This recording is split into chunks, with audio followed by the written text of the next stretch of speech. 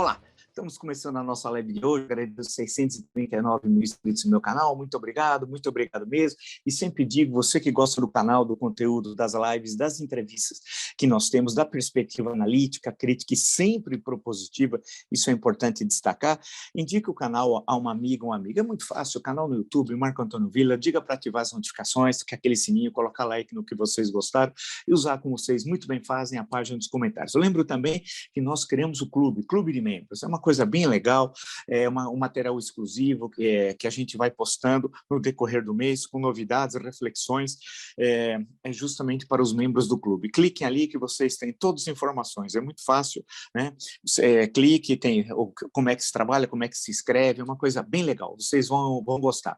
Lembro também que no Twitter, vocês podem me seguir pelo Vila Marco Villa, no Instagram pelo @Marco Antônio Villa Oficial e na plataforma de curso, www.cursodovilla.com.br. Lá vocês encontram todas as informações sobre os 3 cursos que estamos oferecendo. História Política das Constituições Brasileiras, História da Ditadura Militar no Brasil, que é fascismo. Acho eu que os 3 cursos dialogam entre si e permite uma reflexão mais elaborada sobre a crise que nós estamos vivendo aqui no Brasil. E, por fim, e não menos importante, sempre falo para ver uma outra coisa totalmente diferente, é muito legal o Instagram da minha mulher, @Letícia de Castro Villa Oficial. Olhei todo o noticiário, acompanhei, e eu queria centrar o foco em 3 questões, 3 passagens do Bolsonaro, e ver como que ele continua o mesmo, né? Ele continua negacionista, continua mentiroso, nazifascista e golpista. Ele não mudou em absolutamente nada, só os ingênuos ou os oportunistas é que imaginam que ele tenha mudado. E aí eu vou dar três fontes para isso. Uma, a live dele da última quinta-feira, outra, a entrevista que ele deu para um grupo nazista alemão, gente muito boa, ele estava em excelente companhia, grupo nazista, né, que foi dado a entrevista no dia 8 de setembro e postada agora, recentemente, e a entrevista dada à revista Veja, que acabou de sair, né?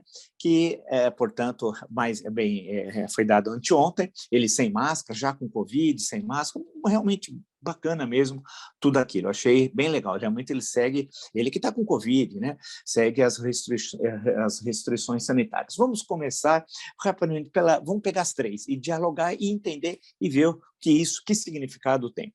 Bem, ele diz, né, na entrevista, muito usando expressões baixas, ridículas, de uma pobreza política e ideológica, não há uma reflexão, um programa, um projeto, um plano de governo, nada, é absolutamente rasteiro, é coisa de botequim, como se ele estivesse jogando pinga para o santo, né? Ele querendo dizer sobre golpe de Estado, a referência dele, olha a riqueza analítica e até as metáforas. Esperava que eu fosse chutar o pau da barraca. Você imagina o problema que seria chutar o pau da barraca? Eu realmente não entendi qual que seria o problema de chupar o pau da barraca e o que significa chutar o pau da barraca no sentido político. Nós estamos falando, não uma discussão de botequim, né?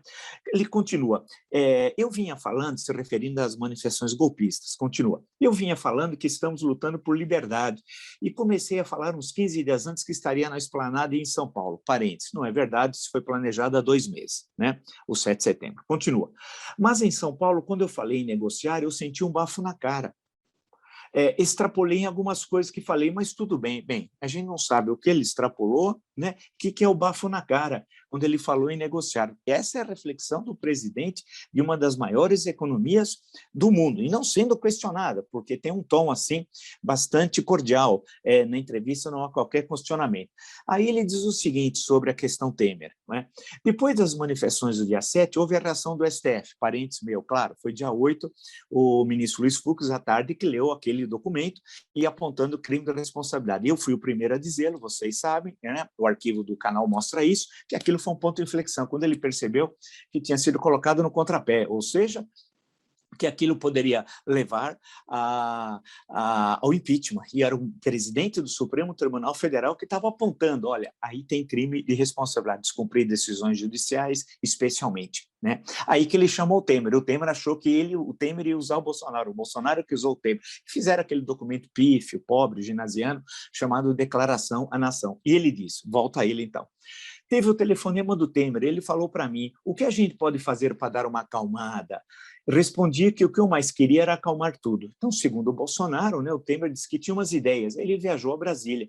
Diz o Bolsonaro, abre aspas, mandei tudo na entrevista da revista Veja, mandei um avião da Força Aérea trazer ele para cá. Ele trouxe uns 10 itens, mexemos em uma besteirinha ou outra, 2 ou 3 com um pouquinho mais de profundidade, estava bem feito, casou com o meu pronunciamento e divulguei. Veja, a linguagem, a reflexão, né?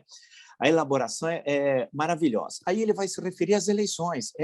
Diz ele, vai ter eleição, não vão melar, fique tranquilo, vai ter eleição. Quer dizer que a eleição no Brasil, comento eu, depende dele. Então ele não vai melar e vai ter eleição. Puxa vida, que bacana, hein? Que bacana, que reflexão e que cumprimento da Constituição que ele jurou respeitar. Continua. O que o Barroso está fazendo? Ele se refere ao presidente do Tribunal Superior Eleitoral como se fosse um cupincha da sua quadrilha. É o ministro Luiz Roberto Barroso, não é o Barroso. Mas vamos lá. O que o Barroso está fazendo? Ele tem uma portaria deles lá, do TSE, onde tem vários setores da sociedade, onde tem as Forças Armadas que estão participando do processo a partir de agora. As Forças Armadas têm condições de dar um bom assessoramento. Com as Forças Armadas participando, você não tem por que duvidar do voto eletrônico. Bem, só ele que duvida. O que o ministro fez corretamente, o ministro Barroso, foi falar assim, olha, nunca houve um caso de fraude, nenhum, em toda a história das urnas eletrônicas. Então, vamos fazer uma comissão a mais ampla possível, inclusive convidou membro das Forças Armadas, o que foi absolutamente correto, até mostrar que não há discriminação com absolutamente ninguém. O artigo 5º diz na sua cabeça, todos são iguais perante a lei. Não há, ninguém é melhor que o outro por ser civil ou por ser militar, né? Acabar com essa bobagem. Então, o ministro Luiz Roberto Barroso foi absolutamente correto. Aí ele resolveu elogiar. Eu até elogio o Barroso no tocante a essa ideia. Puxa vida, o ministro Barroso deve ter ficado entusiasmado. Aí ele começa a falar sobre a composição da chapa. O curioso é que não tem uma ideia, e ninguém fala nada. Ele diz assim, olha só, se eu vier candidato, a expressão é dele, estou sendo literal, não vai mais se repetir o que aconteceu em 2018. O vice tem que ter algumas características, tem de ajudar você e tem que ajudar no tocante ao voto também. Só isso, não tem uma ideia, uma visão, uma proposta, uma noção do que, por que você é candidato à reeleição. Nada, nada. Continua, né? Aí ele diz o seguinte, o Mourão, por exemplo, eu acho que não está fechada a porteira para ele ainda. Olha que reflexão linda, não está fechada a porteira ainda, porque legado, agora, presumo eu, o comentário é meu, agora, o Mourão não tem a vivência política, praticamente zero, e depois de velho é mais difícil aprender as coisas, mas, no meu entender, seria um bom senador. Meu Deus do céu, né? Acho que nem... Quem que falaria isso? Um bêbado de um boteco? Infelizmente, um alcoólatra que fica lá bebendo cachaça, jogando pinga para o santo, tomando rabo de galo. Acho que nem esse, depois de 10 rabos de galo, pinga com cinza, falaria uma bobagem dessa, né? E aí ele resolve passar pela questão do golpe e tal. Aí ele faz uma confusão absurda, né? Existem 100 pedidos de impeachment dentro do Congresso. Qual é o problema? Não tem golpe sem vice, sem povo. Não tem golpe sem vice, sem povo. O vice é que renegocia a divisão dos ministérios. Olha o delírio. A dificuldade é analítica. Ele tem sérios problemas cognitivos. Continua. E o povo que dá tranquilidade para o político voltar. Agora eu te pergunto, qual é a acusação contra mim? O que eu deixei, o que eu menti, o que eu deixei de fazer? Então, não tem cabimento uma coisa dessa. Bem, quem deve decidir isso é o presidente Arthur Lira, da Câmara dos Deputados, de acordo com a cabeça do artigo 51, portanto, não é ele. Né? É que acho que a proximidade dele no momento é tão grande com Arthur Lira que ele decide em nome do Arthur Lira que não há razão de abrir uma comissão para um processo de impeachment. É inacreditável, a proximidade realmente é muito grande. Agora, a linguagem continua sendo patética. Tal. E aí ele vai passando tudo e termina desse jeito, eu gostei dessa passagem. Queriam que eu fizesse algo fora das 4 linhas, e nós temos instrumento dentro das 4 linhas para conduzir o Brasil. Agora todo mundo tem que estar dentro das 4 linhas. A terceira vez que ele fala 4 linhas. Olha o vocabulário restrito. O jogo é de futebol, não é de basquetebol. Não vou mais entrar em detalhes, porque quanto mais pacificar, melhor. Isso não tem sentido nenhum. E ninguém fala nada. Igual aquela declaração na nação, que eu fui o único a dissertar o documento. Inclusive no artigo no UOL, na semana passada. Pode entrar lá, colunas, Marco Antônio, eu fui o único a pegar aquele documento e mostrar, como historiador, que você trabalha com análise de documento, é uma das nossas tarefas, nós temos até disciplina sobre isso, como trabalhar com a crítica interna e externa aos documentos, mostrando que aquilo não tinha pé na cabeça. Isso daqui, idem, porque vai ter gente que vai tirar coisas daqui Olha, ele afirmou isso, não afirmou nada. Isso é absolutamente de uma pobreza absoluta. Eu fiz até questão aqui de anotar, dizendo que na pandemia ele não cometeu erro algum. Meu Deus do céu. Aí nós vamos saltar para a entrevista para a extrema-direita alemã, né? Para os nazistas. Tem o Markus Heinz e Vicky Richter. Eles postaram na segunda-feira, a entrevista teria sido no dia 8 para os nazistas alemães, né? Gente muito boa. Aí na entrevista ele diz assim que não, a entrevista é de arrasar, né? De arrasar. Ele diz que a Covid só encurtou vida de vítimas em alguns dias ou algumas semanas. É inacreditável, é inacreditável. E as pessoas dizem que ele mudou, né? E tem gente que o defende ainda, né? Muitas das vítimas tinham alguma comorbidade, então a Covid apenas encurtou a vida delas por alguns dias ou algumas semanas. É inacreditável, inacreditável, inacreditável. Quer dizer, e ainda ele diz que olha como ele mente, eu digo, ele é mentiroso, ele é covarde, ele não tem coragem de uma entrevista ao vivo comigo, é covarde, né? Ele mente também, ele diz que o número de vítimas foi também superdimensionado. Apresente uma prova, criminoso. Ele diz isso. E diz que uma pessoa, o argumento dele, uma pessoa no UTI por Covid custa 2.000 por dia, uma pessoa numa UTI com outras doenças custa 1.000. Então, quando uma pessoa mais humilde vai ao hospital, ela é levada para a UTI porque os hospitais vão ganhar mais dinheiro, tem uma super notificação, isso aconteceu, o número de mortes foi superdimensionado. Duas coisas que ele fala que é gravíssimo. Primeiro, ele mente ele diz que houve uma supernotificação de Covid, que as pessoas não morreram de Covid, e segundo, que os hospitais lesaram o SUS. Se ele tem essas provas, ele devia apresentar, porque ele é o chefe do Executivo Federal, sobre, no mínimo, crime de prevaricação. Não é verdade? No mínimo, crime de prevaricação. Mas está aqui, não acontece nada. Aí, em outro momento da conversa, ele disse, eu disse para as pessoas não terem medo, que enfrentassem o vírus, né? E ele disse que ele se posicionou contra a vacinação obrigatória e disse que a liberdade é mais importante que a vida. A questão não é a liberdade de vida, é o interesse público que se sobrepõe ao interesse privado do indivíduo, é o contrário. Mas isso ele está falando para os nazistas alemães, não tem problema. O duro é a entrevista, a revista Veja, não ter sido refutado. Para os nazistas, ele está no mesmo, né? Ele está no mesmo universo ideológico. E continua o nazista Jair Bolsonaro, né? Que resolveu atacar a Globo e tal, aí é muito fácil. E, no fim, ele quis citar o bisavô dele, e dizendo que o bisavô dele... É bom lembrar que, em certa época, ele disse que esse bisavô teria sido soldado do nazismo, mas não bate as datas. Ele mente sobre o bisavô também, porque muitos dizem que esse bisavô viveu em Campinas nos anos 20 e colaborava, inclusive, segundo algumas informações, com o jornal antirracista e não estava, portanto, na Alemanha, não seria, sendo assim, um soldado do nazismo. Bem, aí, para ver, estamos para a segunda. Agora vamos para a terceira, né? Só para vocês verem. Vamos para a terceira. E na live, para vocês verem a ideia da embrulhada que nós nos metemos, né? Diz a Folha, em isolamento, Bolsonaro diz em live que questionou a Anvisa e repete discurso negacionista sobre a Covid, né? Diz ele, né? Infelizmente, a Anvisa recomendou que eu ficasse de quarentena. Caramba, ele está com a Covid? Continua. Eu até questionei o pessoal da Anvisa, da saúde também, até quem está vacinado tem de ficar de quarentena? Ué, vocês não acreditam na ciência, não acreditam na vacina? São coisas totalmente diferentes.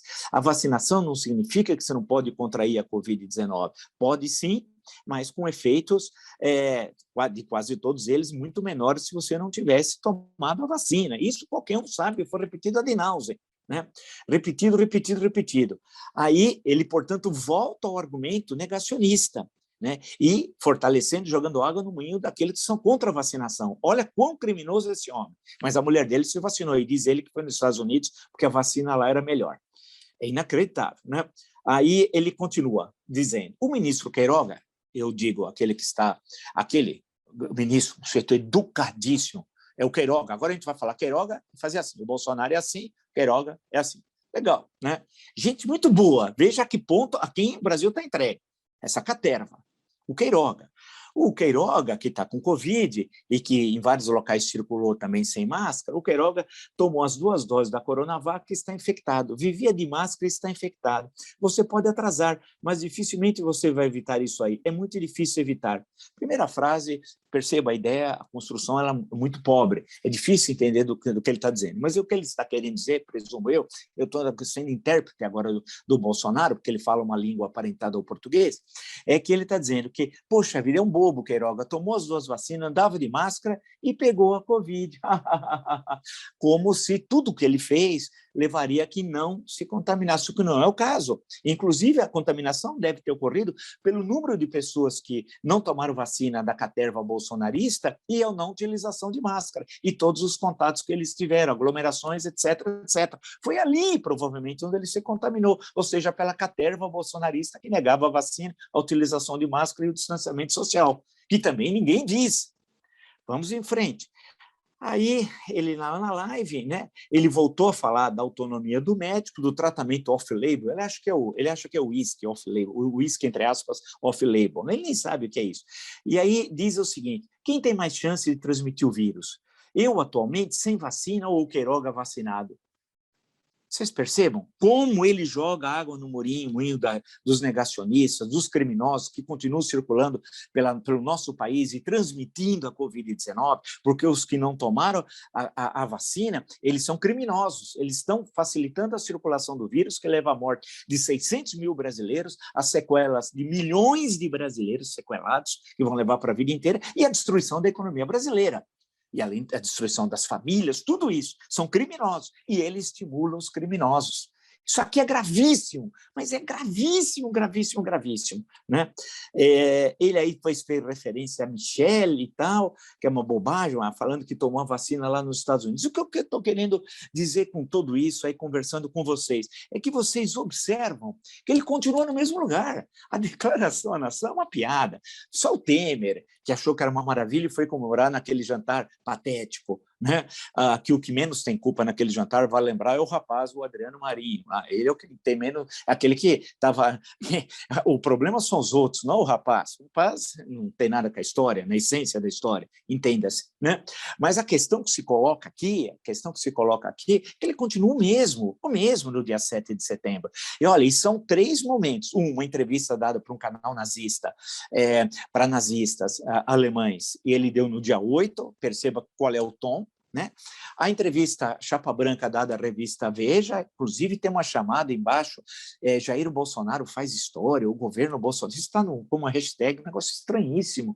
Puxa, nem durante a ditadura do Estado Novo alguém tem coragem de colocar isso, hein? Puxa, pega mal, o DIP até ficaria envergonhado, pega mal aquilo, eu vi aquilo, eu recebi coisa, eu li e falei, opa, que é isso? Mas tudo bem, vamos em frente. Vocês observaram o que ele falou no caso da questão de golpe, de vacinação, etc., tudo aquilo, ou seja, agora, nessa semana, portanto, e depois a live da última quinta-feira, e que ele reforça tudo o que ele sempre disse, né? Contra a vacinação, contra a utilização de máscara, o distanciamento social, etc., e estimulando que as pessoas continuem a romper as medidas sanitárias do Ministério da Saúde ou da Anvisa e da OMS, que o mundo inteiro adotou, ou em alguns países, que a situação é grave, como a Índia ou do Brasil, continuam adotando, né? E aí faz referência, inclusive mentiu sobre a reunião que teve com Boris Johnson, foi desmentido pela embaixada britânica, que ele dizendo que esse negócio de o que importa é a vida e a economia, fica em casa, deixa a economia para lá. Veja o que aconteceu lá na Inglaterra, não aconteceu nada disso na Inglaterra, e também o primeiro-ministro, que ele disse que teria pedido uma ajuda em alimentos, muito estranho também. A história não é essa, é que ele não entendeu a fala do primeiro-ministro do Reino Unido, né? Inclusive sobre a própria questão da vacina, e deixou horrorizado a imprensa britânica, a imprensa mundial e o próprio primeiro-ministro dizendo que não tinha tomado a vacina, né? E ficou cumprimentando todo mundo, fazendo tudo aquilo, e se espalhou. Você vê, o Bananinha está com a Covid, a ministra da Agricultura, que não foi para lá, registrar com a Covid, o advogado-geral da União, o ministro da Saúde, e tem um membro também do cerimonial do Itamaraty que foi para a viagem, e não se sabe quantos. Quer dizer, fica esse negócio que é uma verdadeira bomba, que você vai expandindo, espalhando o vírus que está por aí. Então, tudo isso, em resumo, e aí acho que isso é importante a gente sempre ressaltar e bater nessa tecla, é que ele continua o mesmo, ele não mudou, não adianta. Ele continua negacionista, continua mentindo, continua golpista, né? Manipula as coisas, não tem ideias, não tem ideias. O que chama atenção é que ele não tem ideias. Como é que um homem desse pode ser chamado de mito se ele não tem nem vocabulário para ser mito? O mito tem de ser alguém que sabe falar, que tem vocabulário, né? Que, de certo, conhece história, né? Que abarque, que fala do seu país e do mundo, encantem pela oratória os seus fanáticos. Não é o caso. E se tivesse uma história pregressa, também não tem uma história pregressa. A história pregressa dele é no crime. Ele é criminoso, sócio de milicianos do Rio de Janeiro. Quer dizer, eu tenho dificuldades, confesso a vocês, de entender. Claro que nós sempre tivemos uma extrema-direita no Brasil, tivemos sempre isso. Insisto, eu tenho batido nessa tecla. Pô, não é acidental que o Brasil tenha sido o último país que aboliu a escravidão no mundo ocidental, né? Havia aqueles que defenderam até o final a escravidão, e muitos que votaram e depois que discriminaram os negros no pós-1888, e depois, quando adentra o século XX, todas aquelas leituras, entre aspas, científicas, né, de discriminação, de segregação, que estava presente no universo científico ocidental, mas aqui no Brasil, que recebia tudo isso. E havia uma certa concordância com aquilo. Se você olhar a Constituinte de 33, 34, tem coisa ali de arrepiar os cabelos. Disso está no meu livro, História, que está esgotado, História das Constituições brasileiros, mas está no curso, né? Eu leio umas passagens dos anais da Constituinte, é de arrepiar os cabelos, né? Quer dizer, você tem um racionalismo ali presente, um racismo, um antissemitismo, aí o livro da Tuti Carneiro mostra bem isso, o antissemitismo na Era Vargas, né? E tudo isso, essa extrema-direita estava aí. Agora eu vi gente do Ministério Público, eu vi, segundo a internet, lá no Facebook, postavam cartazes nazistas, um outro de não sei aonde, de que estado, que também fazia propaganda nazifascista. É algo muito preocupante. Mas são muitos? Não. Pode ser muitos em números absolutos, porque nós somos um país de 213 milhões de habitantes, mas não em termos percentuais, né? Você vai dizer que são 10% mais ou menos que navega nesse extremismo, né? E não são os que votaram no Bolsonaro em 2018. É necessário separar uma coisa de outra. Uma coisa é o processo eleitoral de 2018, outra coisa é o extremismo nazifascista, que já existia no Brasil antes do Bolsonaro e que usou o Bolsonaro também. E o Bolsonaro usou também. Houve uma relação recíproca. A questão que se coloca é que antes eles estavam nas bordas do poder, agora eles estão no interior, no poder com o chefe do Executivo Federal, que espraia pela estrutura de Estado e usa de toda essa estrutura para vocalizar o discurso negacionista, racista, antissemita, golpista, nazifascista. E esses três momentos que eu fiz questão de apresentar para vocês, eu acho que dá uma liga para isso, para vocês entenderem, né? Da revista Veja, a entrevista para o canal nazista alemão, que ele tem tempo para isso, uma coisa absolutamente inexpressiva, que ninguém sabe que existe na Alemanha, mas ele teve tempo para atender os nazistas alemães. A entrevista para Veja e a live dele da última quinta-feira. Com isso, o cenário qual é? É o que eu tenho insistido, e a história recente tem demonstrado que eu estou correto analiticamente, que ele vai aprofundando a crise, ele vai aprofundando, vai voltar a discussão das urnas eletrônicas, do tal voto auditável, entre aspas, ele vai voltar a atacar as instituições do Supremo Tribunal Federal, né, porque a crise econômica está se aprofundando. E não só por causa da Evergrande, lá estou me referindo à China, não. Temos as questões internas gravíssimas. A inflação anual está passando para 2 dígitos, e nós não tínhamos isso de há muito, e a história está começando a subir rapidamente os preços. E aí é o temor, especialmente daqueles que viveram inflação, eu vivi, não sei se vocês viveram, nós tivemos momentos que era incontrolável. A nossa moeda, na prática, era o dólar. A gente faz certas operações, a gente fazia segundo o dólar do dia, né? Porque não havia condições de se fazer com a moeda nacional, porque ela era desvalorizada no mês 20%, 30%, 40%, 50%, 60%, 70%, numa quinzena chegou a 84% em março de 1990, numa quinzena. Então, ele está fazendo a derrocada econômica. Agora, aquela história que o mercado, eu gosto da história do mercado, você já sabe, que o mercado apoiava por causa de Paulo Guedes, isso, aquilo. Hoje, qualquer pessoa que tem o mínimo de sanidade, apoiar esse governo economicamente, sabe que é o fim, que é um governo que está levando o país para o caos. E aqueles que acham que é melhor desgastar o Bolsonaro para vencer ele em 2022, tomem cuidado, porque ele vai destruir, ele vai colocar o Brasil, eu insisto, numa guerra civil, ele quer ensanguentar o processo eleitoral. Portanto, esses 3 momentos de hoje, eu fiz questão de selecioná-los, eu acho que mostra como ele permanece o mesmo. Só os oportunistas, os ingênuos, é que podem imaginar que ele se converteu naquela patética declaração à nação, à democracia, às liberdades e ao respeito ao Estado Democrático de Direito, que ele se converteu à Constituição, do qual ele jurou cumprir. Mas, como disse o doutor Ulisses, no dia 5 de outubro de 88, traidor da Constituição é traidor da pátria. E Bolsonaro é traidor da Constituição. Se você gostou dessa e de tantas outras lives no meu canal, está entre os 639 mil inscritos, muito obrigado mesmo. Nós temos sempre um canal analítico, crítico, propositivo, que busca dar uma reflexão além das árvores, né? Ver a floresta, né? E apontar tendências, apontar perspectivas. Indique o canal a uma amiga, um amigo. Canal do YouTube, Marco Antônio Villa. Diga para ativar as notificações, colocar like no que vocês gostarem e utilizar, como vocês muito bem fazem, são 2.000, 3.000 comentários, né? A página dos comentários. Muito obrigado mesmo. Nós criamos o Clube de Membros. Eu gosto muito. É um material que a gente vai alimentando no decorrer do mês. Me parece muito rico, muito interessante. Muito interessante.